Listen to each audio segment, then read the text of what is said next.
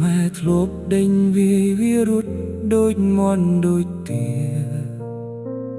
ចោលអស់ការងារនៅលើដីខ្មែរដល់រឿងប្រសើរទុកព្រះវិហារវានៅហ៊ានទាថាជារបស់វាទៀតពួកអាចោលសៀមងាប់ចោលបងសៀឆ្លៀតលើកទ័ពឆ្លៀនពៀនសេចក្តីសម្រាប់របស់តុលាការក្រុងឡារហូតដល់ខ្មែរ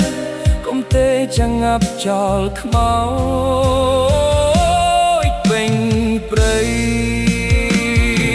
វាមិនរងចាំព្រោះដីក្នុងបែកបាត់អ្នកកាន់នំណាចខ្លាយទ្រាស្រវាថាអត់ខំមិនទំរុននាំតបឆ្លៀនពៀខ្មែរទៀតបានដីខ្មែរខ្លះតែវាមិនខ្មាស់ប្រងាភិវឌ្ឍដាស់លុះបានឡាចាំនៃគ្រូលោឡាថាវាបានជ័យ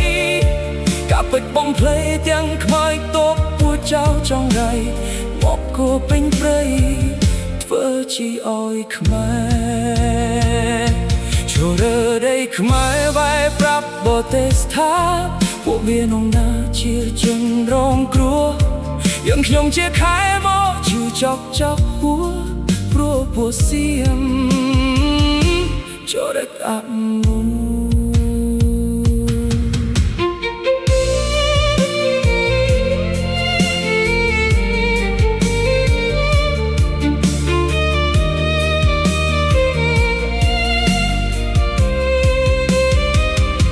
ពួកសៀមមិនចំមិនដែលចំណាំថាសាសខ្លួនមកពីណាថែមទាំងលួលាថាដីខ្មែរជារបស់វាហើយតែងទៀងទាមិនចេះអៀនខ្មាស់សៀមតែថាចៅដឹកនាំកូនចៅមកយំស្រែកធ្ងរសំដីខ្មែរនៅពេលយូរទៅលែងដឹងខុសត្រូវភ្លេចគុណបងកាទោសចង់កំចាត់ម្ចាស់ចោលទៀតដោយខ្មែរចុកសាយវិធីអំណាយឲ្យពូជចោលបងសៀឆ្លៀតហើយឆ្លៀតលេបទឹកនៃ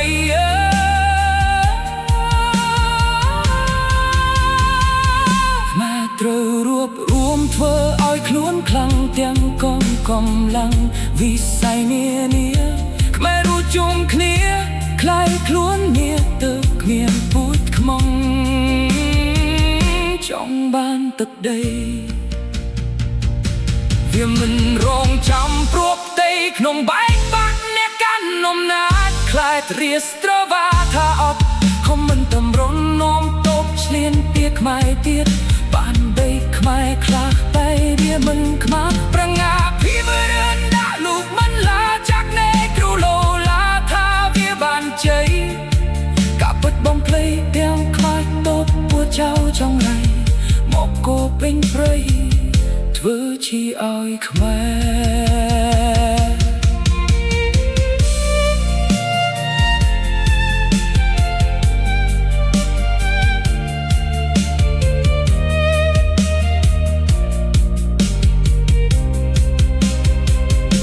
ចូលលើដីខ្មែរបែបប្រាប់ពួកទេសថាពួកវានរណាជាជនរងគ្រោះយើងខ្ញុំជាខែមកឈឺចប់ចាប់ហួរព្រោះពួកសៀមចរិតអនុ